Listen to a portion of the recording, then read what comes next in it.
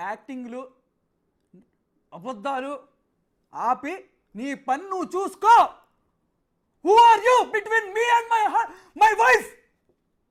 Benny హెల్ మూర్తిగా చంపుకో. చంపుతాడు. ఎందుకో చెప్తున్నా, మీడియా వాళ్ళు మా ఇంటికి వచ్చారు డ్రగ్స్ పెడతానికి, తలుపులు డబ్బా కొట్టించాడు. He is influencing everywhere. నన్ను స్టేషన్లో 8 గంటలు కూర్చోబెట్టారు. I have proof. మొత్తం రికార్డ్ చేశారు. నాకు నిజంగా పవర్ ఉంటే, అమ్మాయి చెప్పిన వాళ్ళందరూ నా వెనకాల ఉంటే నన్ను బయటికి తీసుకురారు ఎవరు? నాకు లేదు. నేను ఊగిపోతానని ఇప్పుడు ఏదో చెప్తారు. ఇంకోటి 3 సార్లు అయిందా? ఇంకోటి చూపిస్తా, ఒక్క నిమిషం. ఇంకో డ్రెస్ ఎవరు టిప్ టాప్గా రెడీ అయింది? ఎవడీడు? ఎవడో ఇప్పుడు రేపు తినటం తప్ప, కొడుకుతో డ్యాన్స్ వేయటం తప్ప ఇవద్దు. నువ్వు ఫస్ట్ ఏం స్టిక్ అయ్యో? నేను ఒక్కసారే కలిశానన్నావు. దాని మీద ఉండు. పంపనా ఇది కూడా మీకు? ఓకేనా? అంటే నేనేమంటానంటే, అండ్ ఒక్క నిమిషం సార్ ప్లీజ్ సార్. ఆయన పెద్ద మనిషి. నాన్న ఎవడన్నా నా పెద్ద మనిషి? ఆడి పెద్ద మనిషి అంటే నిజంగా నేను తప్పు చేశానా? పిలిచి 55 ఏళ్ళు కదా అతనికి, ఆడికి నన్ను పిలిచి నువ్వు తప్పు చేసావు, మా ఫ్యామిలీతో అంత బాగున్నాడు కదా, నువ్వు తప్పు, అంత చనువుగా ఉన్నాడుగా, నన్ను పిలవలేడా నా ఇంటికి వెళ్ళినాడు? నువ్వు తప్పు చేసావు, సరిగ్గా ఉండండి అని నాకు చెప్పొచ్చుగా. నాకు చెప్పాడు ఎప్పుడైనా? ఏంటి ఈ అటాక్లు ఏంటి అసలు నా మీద? నా ఇల్లు ఖాళీ చేయించాడు. మా అక్క వాళ్ళ ఇల్లు ఖాళీ చేయించడానికి ట్రై చేశాడు. ఓనర్ వీడియో పెట్టినా, నా ఓనర్ వీడియో నేను చూపిస్తా, అది కూడా ఉంది. సరే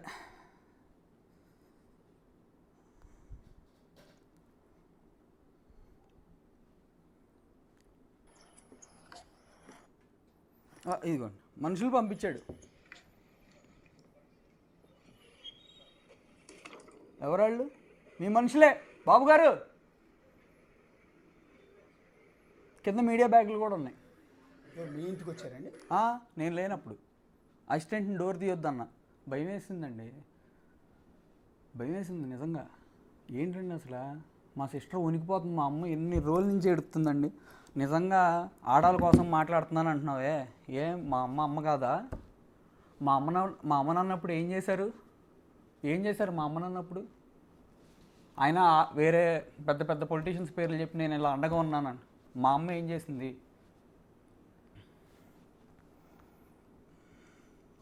అన్నప్రసన్న చేయలేదండి. అన్నప్రసన్న ఫోటో. ఫస్ట్ బర్త్డే చేయలేదండి.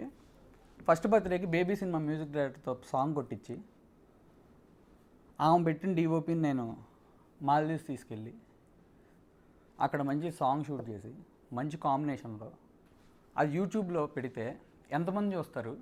10,000 మందిని పిలిచి పెడితే ఎంతమంది చూస్తారు? అదేనండి వీడియో ఒకసారి స్క్రీన్ మీద ప్లే చేస్తున్నాం. చాలా ఉన్నాయి వీడియో. బాబు ఫేస్ డిస్ప్లే అయితే ఏం ప్రాబ్లం లేదా? ఎందుకంటే వద్దులేండి అడుగుగా. ఏంటండి నన్ను అలర్ చేసేసి ఆడి తండ్రి నేనని తెలీదా? నేను అన్న మడిచి కూర్చునే రకమా? సంవత్సరంన్నరైనా మళ్ళీ లెగిసి నుంచుంటా, గర్వంగా నా కొడుకు మా నాన్న ఈడని చెప్పించుకుంటా. అర్థమైందండి? ఇది మాల్దీవుల్లో వీడియో అండి? అవును. బాబు పుట్టినరోజు. అవును. ఓకే. అంటే కడుపు మీద హ్యాపీగా ఉన్నారు కదా? సార్ మాకు ఎప్పుడు చాలా గొడవలు అవుతాయి సార్, అవుతానే ఉంటాయి సార్. అవును సార్, నాకు ఇంట్లో భోజనం దొరకలా. ఎంతసేపు వెయిట్ చేయాలి? రెస్టారెంట్కి వెళ్ళి తింటారా లేకపోతే కడుపు కాల్చుకుని చచ్చిపోతారా? అలాగే నేను కూడా బయటికి వెళ్ళా. ఇంట్లోకి వచ్చిన ఫ్రెండ్స్ అందరినీ వాళ్ళని మొత్తం కలిపేసి సారీ మీ అందరికీ I'm so sorry. Aishwarya Sharma మా అక్క ఫోన్ చేసి ఏడుస్తుంది. నేను అన్నానంట డబ్బులకు పడుకుందన్నానంట. నేను సారీ, అమ్మాయి చాలా మంచిది, అట్లాంటిది అమ్మాయి కాదు. నా వల్ల ఇబ్బంది అయిన మా ఫ్యామిలీకి, నా ఫ్రెండ్స్కి ఐఎమ్ సో సారీ. ఆ రోజు వచ్చిన వాళ్ళు వేరే 2 ఉన్నారు. Happy dent. అసలు ఆ అమ్మాయి రీతు చౌదరి కాదు, సెకండ్ బిట్లో ఉన్నది. హ్యాబిట్ ఏంటి తింటే డ్రగ్స్ అంటున్నారు. ఏంటి సార్? ఒక్కసారి అంటే సీసీ ఫుటేజ్కి వెళ్ళే ముందు మీకు ఒకటి చెప్తానండి. మీరు ఇందాక ఒక మీడియా పర్సన్ గురించి అన్నారు. యాజ్ ఏ మీడియా ఛానల్లో ఉండి సార్ నేను మీడియా అనట్లేదు సార్, అలా చేయబాకండి సార్. అట్లా కదా, అట్లా నేనేం క్రియేట్ చేయట్లేదు. అసలు ఏం క్రియేట్ చేయకపోయినా ఆయన ఎవరో తెలియకపోయినా ఆయన నన్ను పట్టుకుని తిడుతున్నాడు బయట. అది కాదు నేను అనేది. ఏంటంటే మీరు ఒక మీడియా పర్సన్ గురించి మాట్లాడారు, పక్క ఛానల్లో ఉన్న వ్యక్తి గురించి మాట్లాడారు కాబట్టి యాజ్ ఏ మీడియాలో ఉన్న కొన్ని వాల్యూస్ని బట్టి నాకేం అతను టార్గెట్ కాదు. అసలు నాకన్నా సీనియర్, యాక్చువల్ చాలా సీనియర్, నాకంటే గౌరవం. చెప్పాను కదా, నా గురువులు అంటాడని చెప్తున్నాను నేను. నాకు చాలా నిన్నటి వరకు చాలా గౌరవం ఉంది, ఇవాళ కూడా ఉంది.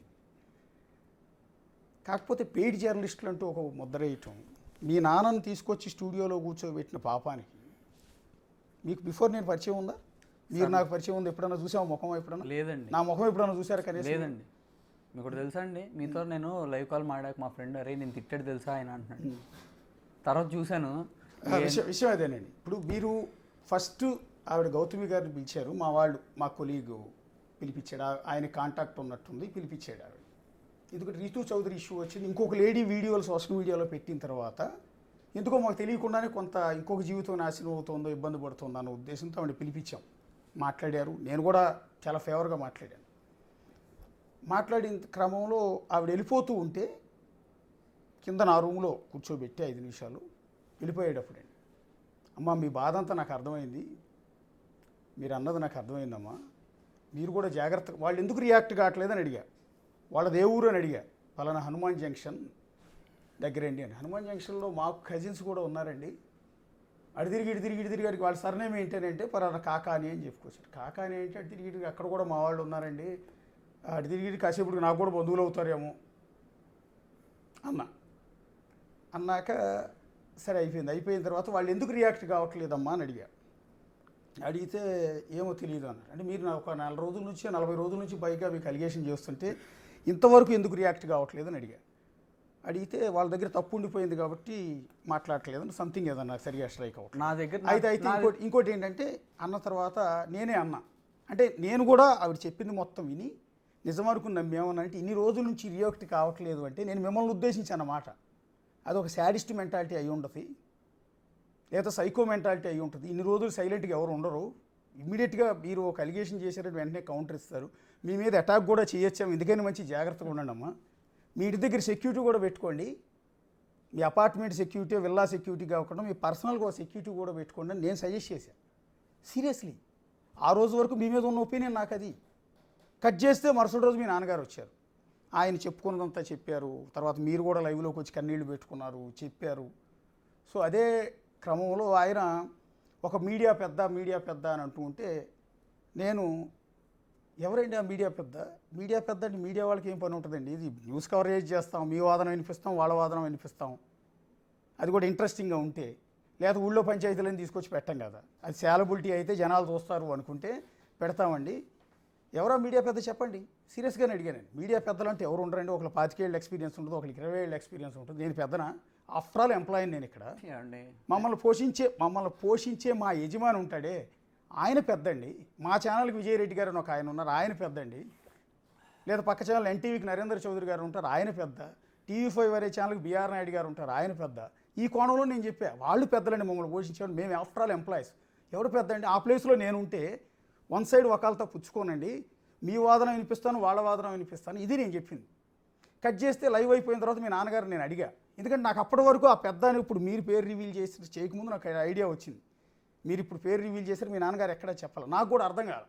లైవ్ అయిపోయిన తర్వాత ఇదే స్టూడియోలో పక్కకి వెళ్ళి అడిగా, ఎవరండి ఆ మీడియా పెద్ద అంటే నేను చెప్పనండి, ఆయన మా పార్టీతో చాలా బాగుంటారు, హానెస్ట్గా ఉంటారు, క్యారెక్టర్ ఉంది, ఆయన పేరు నేను చెప్పాను. నేను ఏ పార్టీ మనిషిని కాదు ఇట్లా ఆయన చెప్పుకొచ్చారు. అప్పటికి కూడా నాకు అర్థం కాలే. కిందికి వెళ్ళిన తర్వాత ఆయన ఒక మాట అన్నాడు, ఒక ఛానల్కి CEO బ్రహ్మచారి అన్న మాట అన్న తర్వాత నాకు వెలిగింది.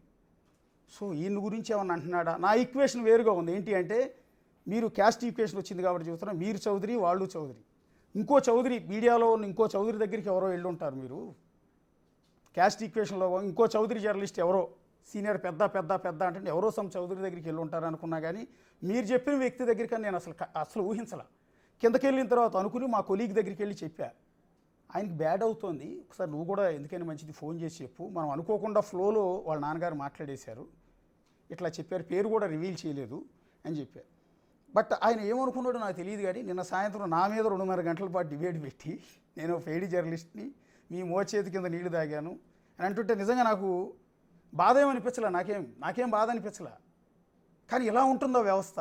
ఒక 40 రోజుల పాటు ఒక ఫ్యామిలీని ఉద్దేశించి, ఒక సినిమా హీరోని ఉద్దేశించి, ఒక తండ్రిని ఉద్దేశించి, ఒక తల్లిని ఉద్దేశించి, ఒక అక్కను ఉద్దేశించి ఇంత దుర్మార్గంగా ఇన్ని అలిగేషన్ చేస్తూ వన్ సైడెడ్ మాత్రమే చూపిస్తుంటే రెండో కోణం చూపించొద్దా, ఇదేనా జర్నలిజం వాల్యూస్ అని అనిపించింది. అందుకని ఇవాళ మీరు మిమ్మల్ని కూర్చోబెట్టి మాట్లాడిస్తున్నారు. మీరు జర్నలిస్టులు కొనే డబ్బులు ఉన్నాయి మీ దగ్గర, జర్నలిస్టులకు అట్లా డబ్బులు ఇచ్చి అన్ని ఛానళ్ళు, మీరు మీ నాన్నగారు ఇంటర్వ్యూ ఇచ్చిన ఛానల్కి ఇప్పుడు మీరు కూర్చున్న ఛానల్ కూడా మీరు కోట్ల రూపాయలు డబ్బులు ఇచ్చి కూర్చుంటున్నారా? ఎదుటి చేసే పనులు మేము చేసామని చెప్తారు, మేమేమి ఎవరికి ఇవ్వాలా, మమ్మల్ని ఎవరు అడగల. ఫస్ట్ పాయింట్, మాకు అసలు మీడియాకి రావాలనే థాటే లేదు. ఆ అమ్మాయి వాళ్ళు స్ట్రాటజికల్గా ఎప్పటి నుంచో ప్లాన్డ్గా మేమిద్దరం సెపరేట్ అని అనుకున్నాం. అమ్మాయికి సెకండ్ ఫోన్ ఉంది, నెంబర్ అడిగా, ఎప్పుడు 3 ఏళ్ళ నుంచి ఉన్నట్టుంది. మాకు యాక్చువల్ ఇష్యూ స్టార్ట్ అయింది, ఆ అమ్మాయి లైవ్ పెట్టింది నన్ను తిడతా, నేను చాలా పర్ఫెక్ట్ అప్పటికి. లైవ్ పెట్టింది, నాకు అమ్మాయి అంటే చాలా ప్రాణం, పెట్టి నన్ను అంది, చాలా అంది. వీడు కార్లు ఇవ్వట్లేదని అదని ఇదని చాలా ఫాల్స్ ఎలిగేషన్స్ చేసింది. బాధేసింది. వాళ్ళ ఫాదర్కి చెప్పా నేను ఉండలేనని, కానీ నేను ఎవరిని చేసుకోను, సెపరేట్గా ఉంటాం, గొడవ పడతాం కన్నా ఇంకో చోట నేను ఇంకో చోట ఉంటాం బెటర్ కదా, అది నేను చెప్పింది. పెళ్ళి అయిపోయింది, విడిపోలేం, పరువు. విడాకులు అడిగింది ఎవరండి మొదట? అసలు సార్ ప్రపోజల్ తెచ్చింది ఎవరు? పెళ్ళి అయినప్పటి నుంచి 100 సార్లు అడుగుంటుంది సార్ డైవర్స్. దేనికైనా సింపుల్ థింగ్ బ్లాక్మెయిల్. నాకు అర్థం కాల, నాకు అమ్మాయి అంటే చాలా ఇష్టం, ఆ అమ్మాయి కూడా బాగుండేది. ఇప్పుడు ఒక్క నిమిషం కంటిన్యూ చేసే ముందు మీరు ఒక జర్నలిస్ట్ గురించి ప్రస్తావించారు, ఆయన పేరు చెప్పడం నాకు ఇష్టం లేదు మీన్స్ గౌరవం లేదని కాదు. మూర్తి చంపేని, ఆయన మమ్మల్ని చంపేనే ఉండే. నేనేమంటానంటే మీరు ఆయన ఇంటికి వచ్చారు, మీ అబ్బాయితో ఆడుకున్నారు, మీ ఇంట్లో కూర్చుని మీరు తినే ప్లేట్లో తింటూ వీడియోస్ చేశారు, రీల్స్ చేశారు అని కదా మీరు అంటున్నది. 4 ఇప్పుడు ఆయన వయసు 52 ఏళ్ళు అని చెప్తున్నారు, మీ మిస్సెస్ వయసు ఒక 30 ఏళ్ళు ఉంటాయా? అండ్ మా మిస్సెస్ని కలపొద్దులేండి. కాదు కూతురు వయసు కదా, కూతురు వయసు అంటే పరిచయం ఉంది, తెలిసిన వాళ్ళు అయి ఉంటారు, తప్పే ఉంది, వస్తారు కదా. ఇప్పుడు మీరు నాకు పరిచయం అయ్యారు, రేపటి నుంచి మీ ఇంటి దగ్గరికి నేను రావచ్చు కదా, తప్పే ఉంది చెప్పాడు. తప్పే ఉంది. ఒక్కసారి ఎందుకు కలిశానని చెప్పాడు నిన్న TV5లో. నేను అదే అనుకున్నా. ఓకే, నాతో ఎందుకు పిలిచి మాట్లాడలా, పెద్దోడు కదా, ఇద్దరిని కలపాలని చూడాలిగా, ఎందుకు విడదీయాలని చూస్తున్నాడు? అంటే వాళ్ళ అమ్మగారు టీచర్ కాబట్టి విజయవాడ BRTS రోడ్లో టీచర్స్ అందరూ కలిసి ప్రొటెస్ట్ చేసిన ఇష్యూకి సంబంధించి మీరు ఆ రోజు పెద్ద ఎత్తున ప్రొటెస్ట్ చేశారు కదా, ఆ అంశం గురించి మాట్లాడటానికి ఒకసారి వాళ్ళ ఇంట్లోకి వెళ్ళారు అని వాళ్ళ అమ్మగారు చెప్తున్నారు, ఆయన కూడా చెప్తున్నారు. అందులో తప్పేం కనిపించింది మీకు అని? దాంట్లో అసలు నేను అంటుంది